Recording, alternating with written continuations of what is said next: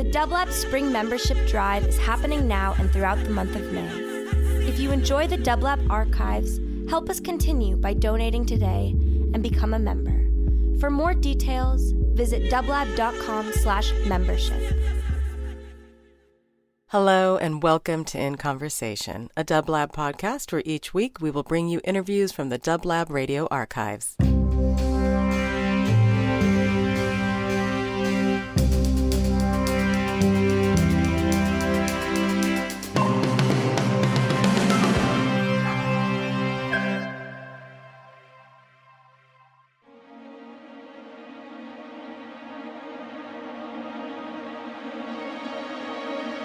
Good morning.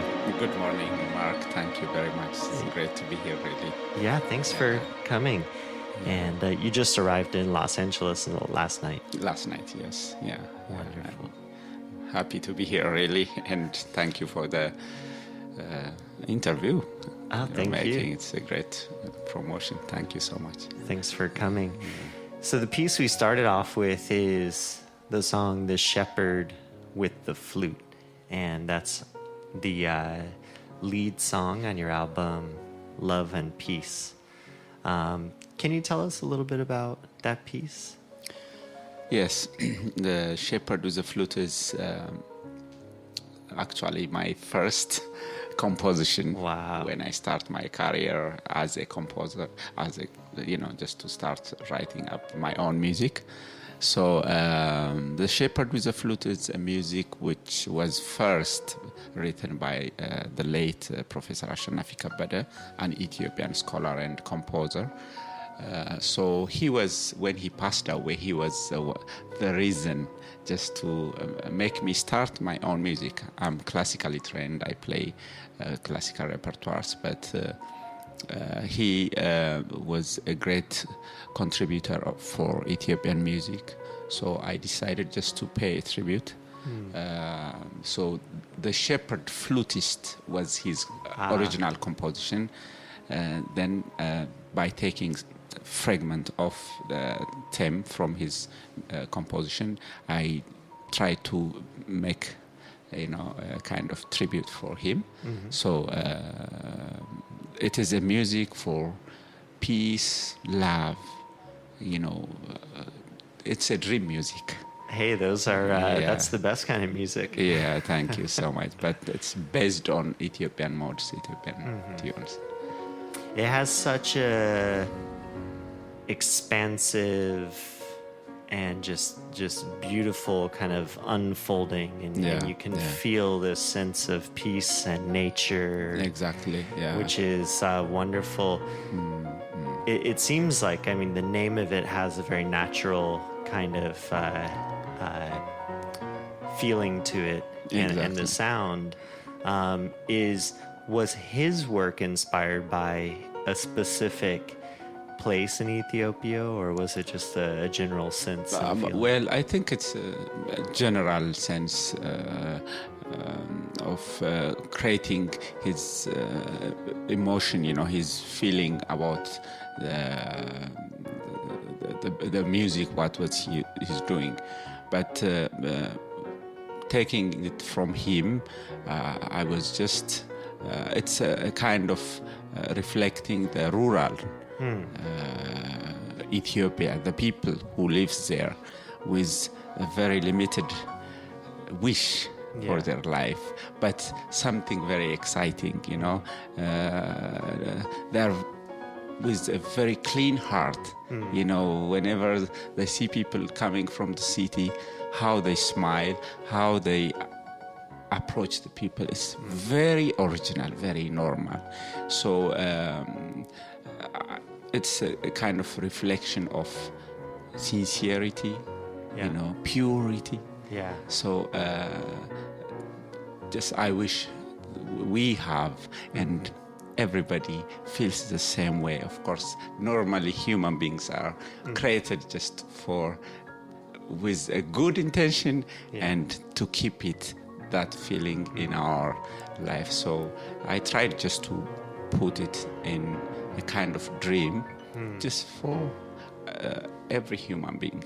Well, So that's a great intention. yeah, and it's I think even if it's played by the piano, for me it's a big orchestral piece. It's you can feel the space, you can feel the all the you can hear the whole orchestra. So it's a kind of big demonstration, I feel. It has that powerful sense, but also maybe because it's solo piano, that sense of clarity of the message gets through in a more impactful way. I feel as a listener, I'm hearing the piano and you're feeling these dynamic sensations. Yeah. But because it's one instrument, it's really just going straight into, which is amazing. It's full of melodies, very Ethiopian melodies. So it's a kind of song, even just someone is talking, or singing with a wonderful voice, the good words of, so it's a music that I really did it first, and it has become the best for me. Great. What to you is most unique about Ethiopian music? The Ethiopian music is it's based on melodies. Melodies are always accompanied by the text. The texts are also powerful.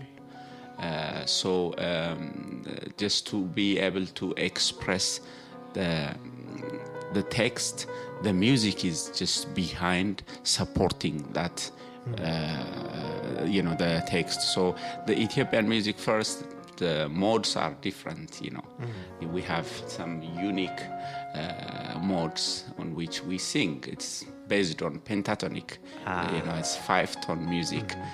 But that is a different style. We have major on major scale. We have pentatonic scale. On minor, we have this very, very unique, which are some of our spiritually connected with our church music. So the modes are different. Some of the modes are unique, maybe typical Ethiopians. So that makes it a little bit unique from the rest of the world's music. So. And when you started, I was reading that you started on the kirar. Yes, yeah. And that's the Ethiopian harp. Yes, it is a very popular instrument. It's harp-like, 6-string instrument, which is really a very powerful and very close to every Ethiopian's heart, the instrument. So that was the reasonable instrument I get as a child, because piano was not there for me. So I used to play and sing with that instrument.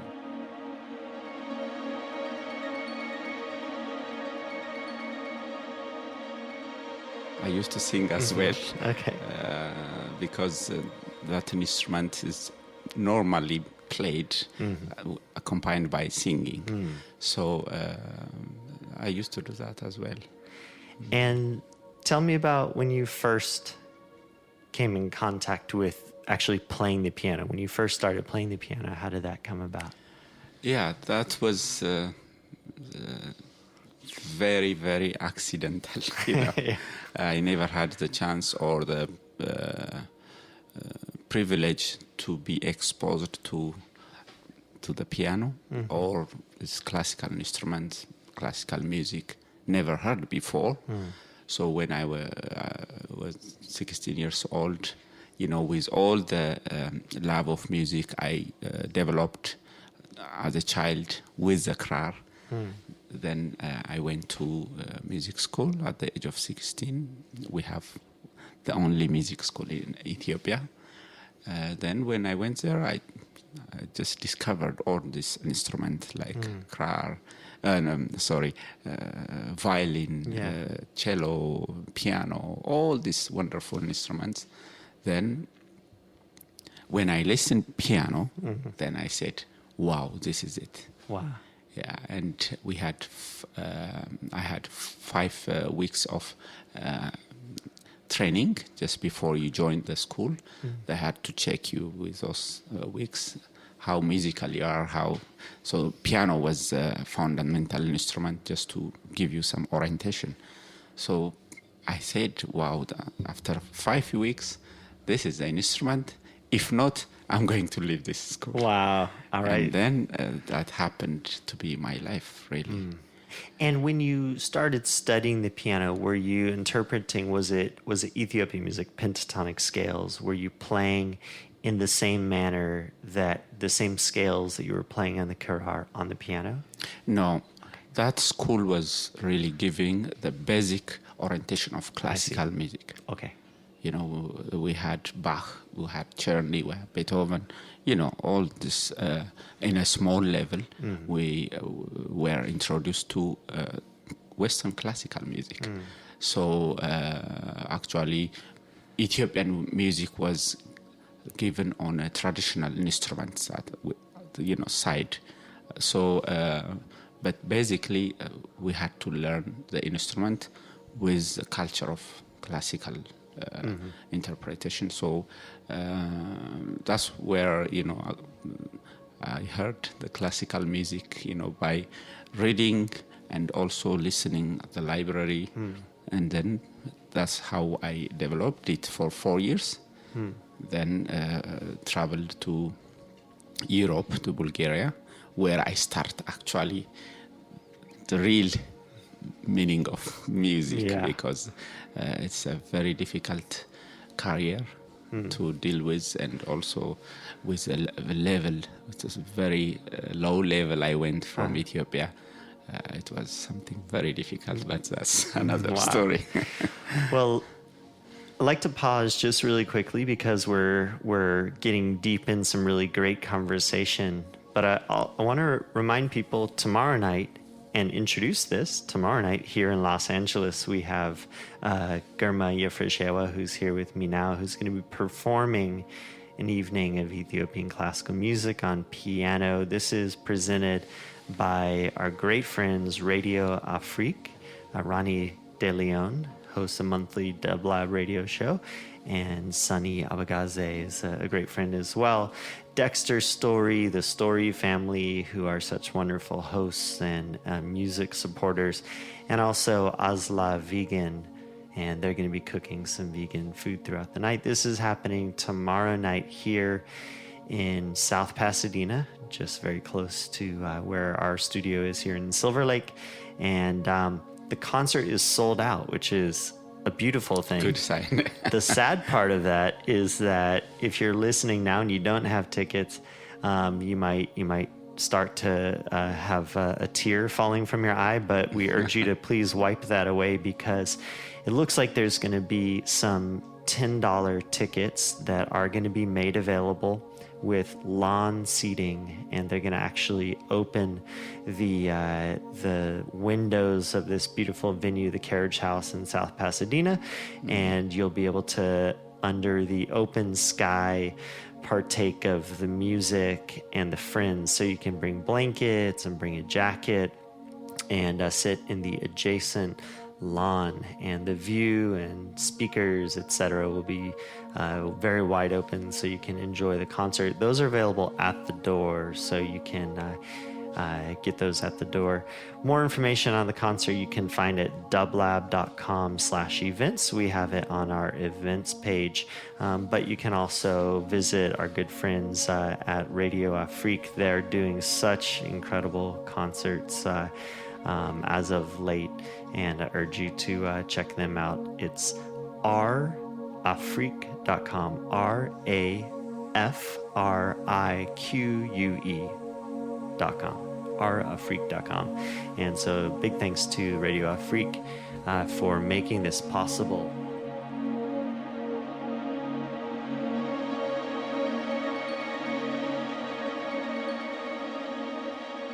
Where's your favorite place to play piano? Where do you feel most comfortable and happy playing piano? Well, where there are pianos, I'm always happy. That's what I miss over there in my country. It's not easy to find pianos, so I'm happy to be around. Yeah. I saw a little video online. I think it was maybe Seattle. There was a painted piano, a public piano on the street. Yeah. There's a little video of you performing. And I think that was... maybe it was elsewhere. Maybe in New York. In New York, okay. Yeah.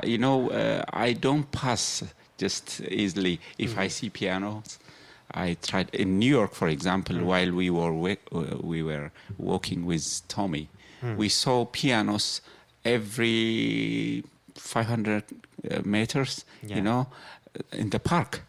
Yeah. Then I said, I just took off my jacket. Can I play here? Yeah. So I love to play, wherever it is. But of course, in wonderful setups, in auditoriums, big auditoriums, nice pianos. Last night, in Sunday evening in San Francisco, where I played, it was the most amazing piano I ever experienced. That was Kawai 9 feet grand piano. Wow. It's amazing, amazing. And I said, please, can I take it with me? Take it with you, yeah. Maybe there's a steering wheel. You could drive the piano down the street. Yeah. The piano is absolutely for the concert hall, but that place is not a proper concert hall, but with a good acoustic, with a nice atmosphere. But the instrument changes the atmosphere. Yeah.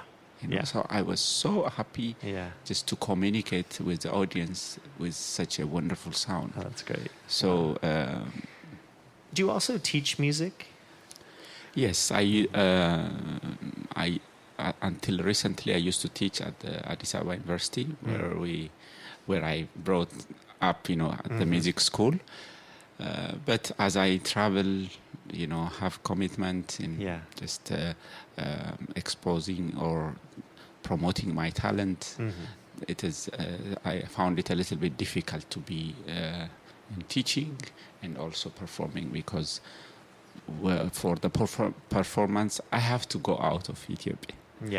Which was a long distance, so it will affect my teaching process. So for the moment, I'm sure for at the some moment, point, yes. Even by the virtue of performing your teaching, I'm sure that if people who are aspiring pianists see you play, and I don't know this because I'm not a pianist, but I'm sure that by seeing different people playing, you're absorbing different styles, different manners of playing, and so you're always learning probably by experience. Exactly. Yeah, that's really what I am just trying to use the opportunity to be exposed and to listen other performances and to share, my talent. So, of course, my destination will be teaching because kids, especially African kids, they need this kind of discipline. Music is in every child's heart, but the moment they are given the opportunity, they can develop it, or they can be just exercising it, So, but as I was not sharing, getting all this opportunity, now I want to share it for the kids of especially my country, just to get the chance of playing an instrument to discipline themselves in this kind of art. So that would be maybe my destination. Other than the music itself, what do you think is the discipline of learning an instrument is very important. What else is important for people playing an instrument? What do you think it brings, to maybe a child? If you were to sit down with a child and say, here's why you should play. Well, it is important also they see, they go to listen to other people, then they get the inspiration, they get out of the box that, we cannot do this.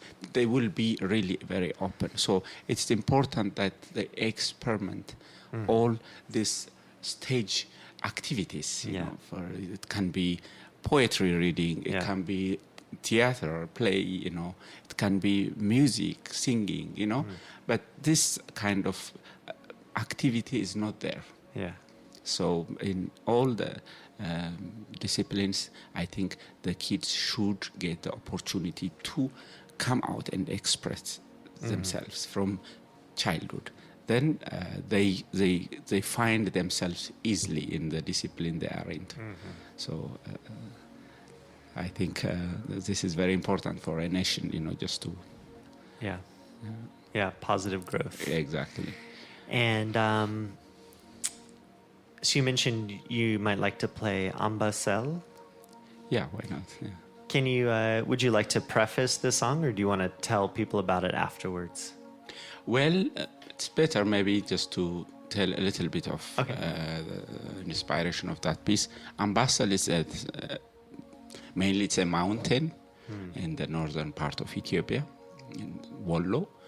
So, and also ambasel is one of the modes we sing a lot. So we find lots of songs written on ambasel. And was the mountain itself is the inspiration for this? Yeah.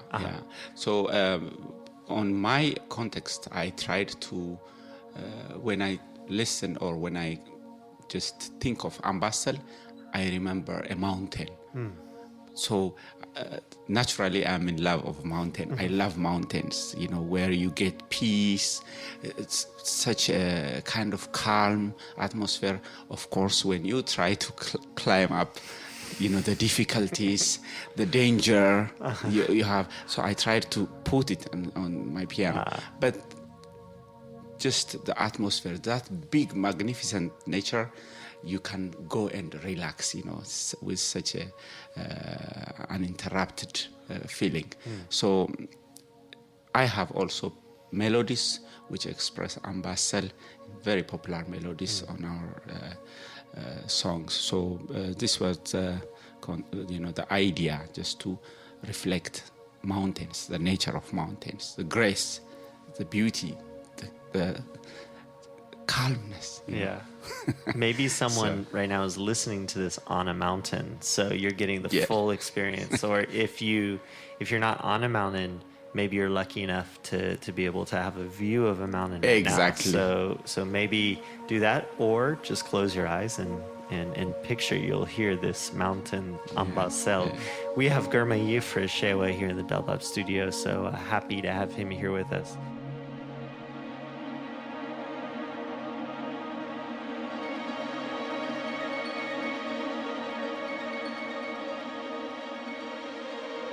Do you often find yourself traveling to nature? Yes. I really love to go out, to the country side, so where I can really talk to nature, where I can recharge myself a little bit. So it's important. Very important. For those of our listeners who haven't been to Addis Ababa, can you explain the environment of that city? Addis Ababa it's a very high altitude city, around 3,000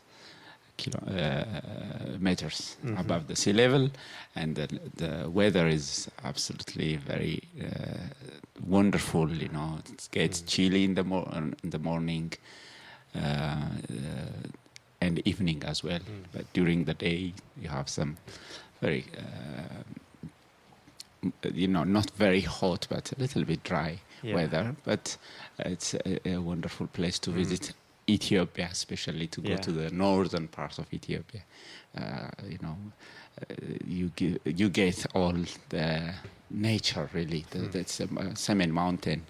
You feel, the nature, the beautiful nature of mountains.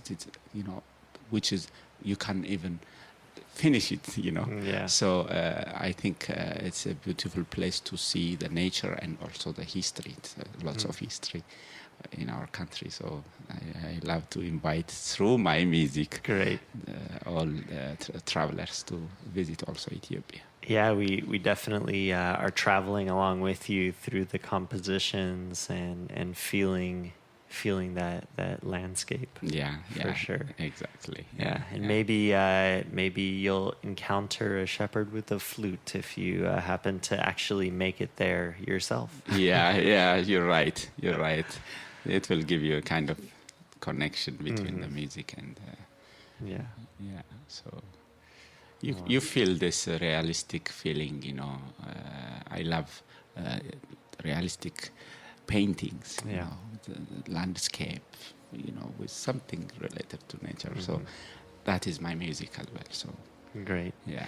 Well, if listeners out there, if you're new to Girma Yifrashewa, I'm sure that you'd like to hear more, and you will if you pick up the album Love and Peace. It's available on Unseen Worlds. As I mentioned, the vinyl version is so pretty. It's a purple marbled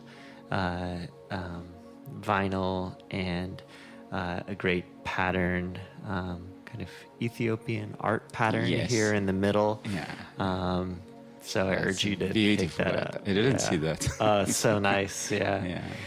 And you can also keep up with Girma Yifrashewa's concert engagements and more if you visit girmayifrashewa.com. It's GirmaYifrashewa.com, GirmaYifrashewa.com. And of course, if you're listening to this, you most likely are seeing his name right in front of you, so it'll be easy. And tomorrow night, for those who are listening to this live, again, March 25th, 2015, an evening of Ethiopian classical music with Girma Yifrashewa. It is sold out, but there are $10 tickets that are being made available at the door, and those are for lawn seating, which sounds great to bring a blanket and enjoy the music. They're going to be opening the windows of the carriage house wide so that people can enjoy the music. 2 sets of music starting at 7 p.m. And you can find more information at dublab.com/events or rafrique.com. That's RAFRIQUE.com. And this is, again, presented by Radio Afrique, Dexter Story, and Asla Vegan. They're going to be serving food throughout the evening as well as having coffee ceremony. So that's going to be great. Coffee is such a part of Ethiopian cuisine. Yes, and origin of it. Cultures. Yeah. So good. So don't miss it. Again, it's tomorrow night here in Los Angeles. And if you're on the East Coast, you have the opportunity to hear Girma play in Bethesda, Maryland on May 3rd at the Bethesda Blues and Jazz, and May 5th in New York at Joe's Pub. More information on his website, GirmaYifrashewa.com. And I think we're going to end with this, with Semamen from the album. Can you explain Semamen? Semamen is the music I wrote just to express that sometimes it's a little bit spiritual. Yeah. Sometimes whatever we live, the problems during our life or our day, sometimes we take it with us just in our bed, and then that problems still we cannot get out, we don't even sleep. So it's half asleep, half awake, and we're trying to get out of this, at least when we sleep, just to sleep peacefully, So it's a feeling that we sometimes feel, we say in the morning, oh, today I didn't sleep very well. So it's just our mind was not very calm. So it's a kind of prayer, that at least when we really rest, that we rest. So it's a little bit spiritual piece of music. Yeah. That's great. It's based on one of the very spiritual mode, Ancho Yelani. So in these modern days, especially with so much information flowing around, it's very important to find that peace and that sleep. So we hope you all do out there. Thanks so much for being here, Girma. Thank you very much. I would like to thank the dublab for your interest and for taking your time. Really, I really appreciate it. Thank you so much. Thank you so much.